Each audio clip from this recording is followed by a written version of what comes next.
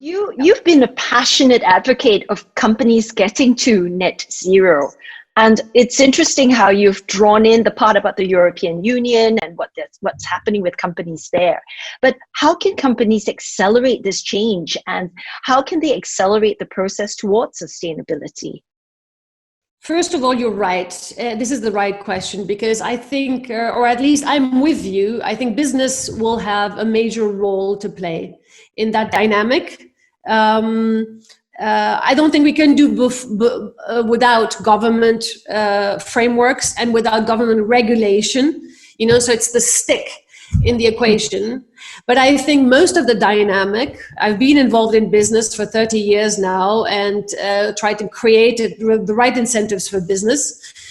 Most of the dynamic is going to come for business very simply because businesses move faster than regulations and governments, and capital markets, financial markets move much faster than big infrastructure programs that the government could put in place.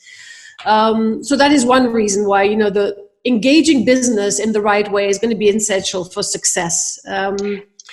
Also, I think we are moving away philosophically in our societies from a classical dichotomy between public and private, and between sustainability against profit, and between regulation policies against fiduciary duties or against freedom, etc. So I think there is a lot of cooperation happening in the field. The two examples of China, the Belt and Road, and but more importantly of the European Green Deal are great examples of that. Because of what you just brought up here, what metrics, what kind of measurements should businesses be matched against for what they're aiming to do right now in this space? So the metrics that has imposed itself is ESG. ESG stands for environmental, social, and governance goals. And what it is a framework with which we as a society measure the impact that a company's activities is likely to have on the environment, on the social context in which it operates, and then what kind of governance it uses to control and measure and change these processes. So the metrics right now is very much used by investors, from big institutional investors, increasingly to smaller investors, like an individual investor now has access to very simple ETFs that are aligned around different ESG principles. And the metrics cover, very broad array of criteria of a company's life, from measurements of its activities to also behaviors within the company and systems put in place for governance. So for example, you would be measuring a company's energy use or pollution, waste, but also its natural resource conservation. On the environmental side, on the social side, you would measure what the working conditions are for its employees, health and safety, also its business relationships. Does it work with suppliers and the rest of the stakeholders that hold similar values? And then in terms of governance, who makes sure that the company doesn't engage in illegal practices, and do we have transparent measurement methods, etc. So ESG is happening. It's already there. There are maybe other better criteria, but that is the established metrics. And BlackRock is estimating that there's $25 to $30 trillion flowing into ESG right now. So 15% of the world assets are considering these criteria. This is no longer a niche. And it's also, research has shown that companies that do invest in ESG actually perform better financially. And that is what the track record of what investors are looking for right now. That is very much the case. And we have an increasing amount of data that goes to that. And, we can spend a lot of time fighting about how accurate the measurements are, how much there is greenwashing, purpose washing for that matter. But all in all, you can assume that the companies that have put that at the center of their agenda are actually also the ones that are moving towards green investment, reviewing all their supply chain, understanding their role in the circular economy, etc. And the data is, increasingly there. It's been gathered now for, I'm going to say, 3 years solidly. And those companies outperform their competitors in the same industry. So that is happening. And that, of course, is very encouraging for companies to engage them. Mm-hmm. And yet it's not a perfect tool. So at the end of the day, is ESG the only form of measurement that we can help companies and provide ourselves with that form of a guide of where sustainability is for a company? Or are there other means that we can propel companies to move towards these green initiatives? There are very good reasons for a company to engage in not the measurement of ESG, but the field of sustainability and social responsible behavior.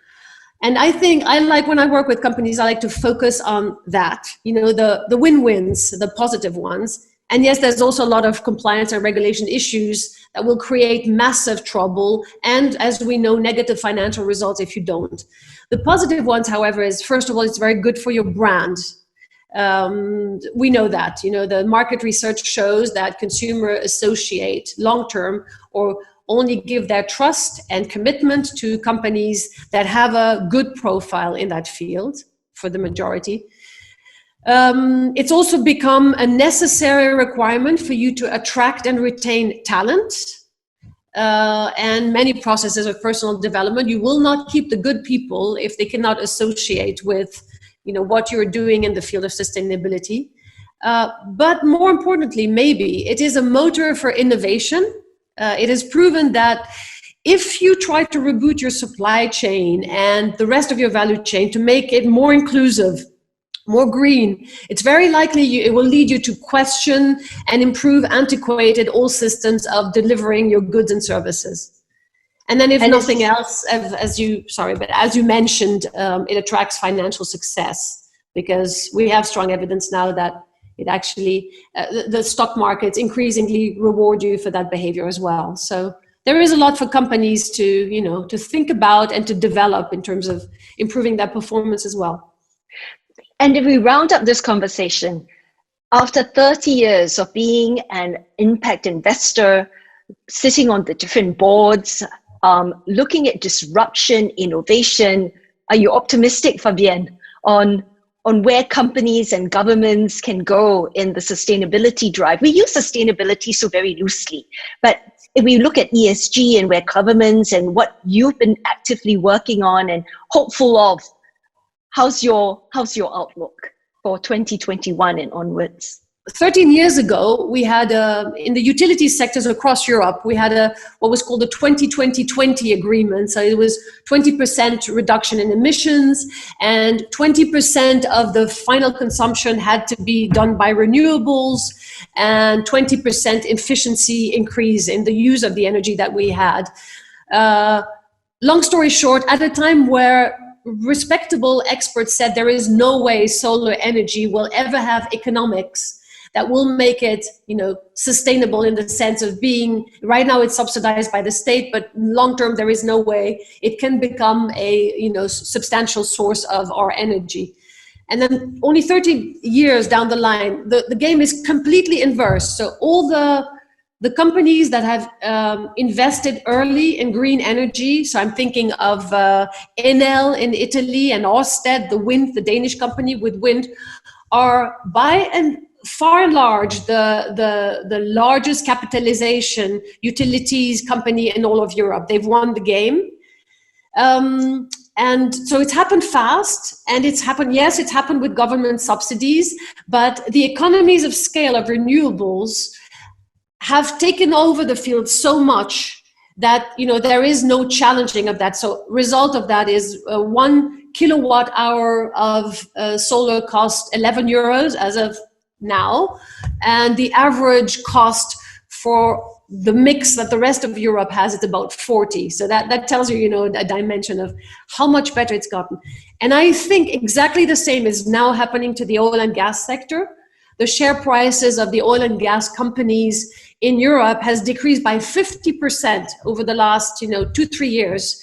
And I would say, watch out, you're going through exactly the same transformation than what utilities have gone through. So what that tells me is transformation is possible. It is only possible with the tight cooperation between state and business. And yes, very often through, infrastructure programs, subsidy programs, etc. But you can change the dynamics of economies in a way that, makes the game a winning game. And in terms of the individual company, there are today already enough strong incentive to change your game, up your game, and being one of the leaders of that transformation, that it outweighs the reason to try to stick to an old economy. So yes, I am positive. And if I have any doubt, it's about the speed, but I think we're moving in the right direction. And such a wonderful note to end this conversation. Thank you so much, Fabienne.